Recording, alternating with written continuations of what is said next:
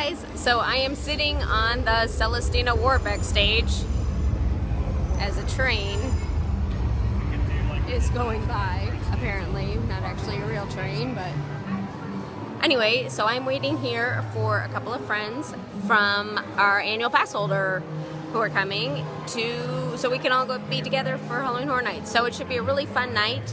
And I don't know how much footage I'm actually going to get tonight with other people, because it's kind of weird like vlogging when other people are around, but if they don't mind, I'm sure they'll be on here. So I decided to jump on Gringotts while I'm waiting for these people to get here, because it's really hot outside.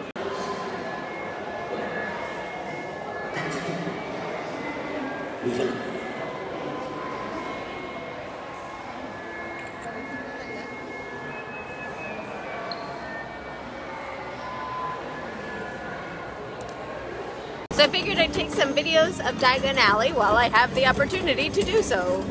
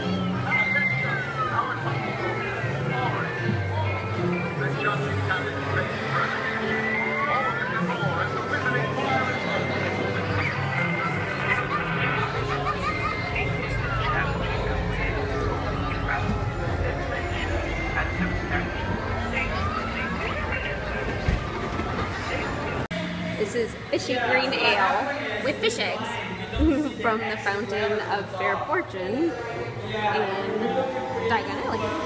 Super cool. Okay, so here we go. Let's try it.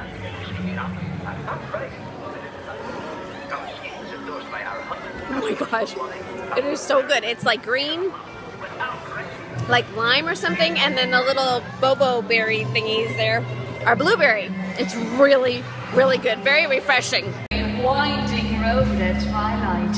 In time, the brothers reached a river too treacherous to pass. But, being learned in the magical arts, they simply waved their wands and made a bridge. Before they could cross, however, they found their path blocked by a hooded figure.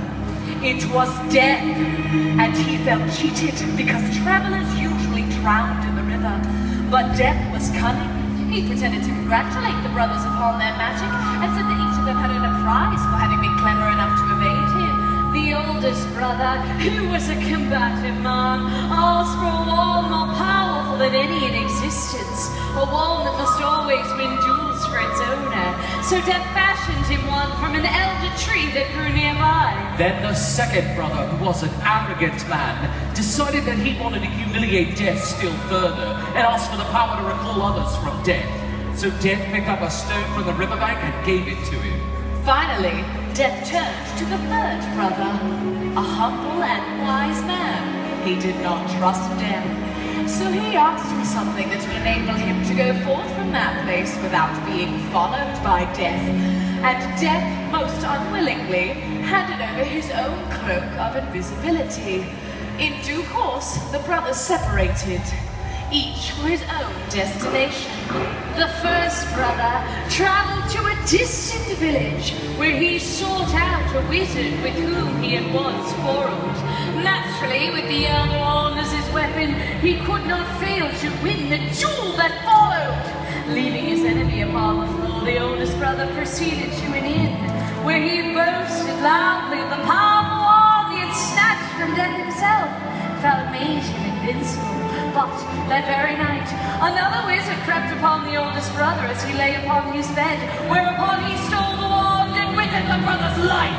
So Death took the first brother for his own. Meanwhile, the second brother took the stone that had the power to recall the dead and turned it thrice in hand. To his amazement and his delight, the figure of the girl he had once hoped to marry before her untimely death appeared at once before him. Yet soon she turned sad and cold, for she did not belong in the mortal world. Stricken mad with hopeless longing, the second brother took his own life so as truly to join her. And so Death took the second brother for his own. As for the third brother, Death searched for many years, but he was never able to find him. It was only when he had attained a great age that the youngest brother shed the cloak of invisibility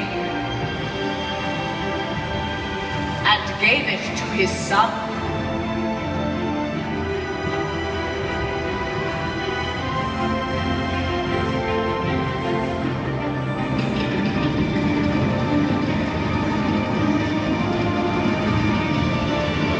He then greeted Death as an old friend and went with him gladly, departing this life as equals.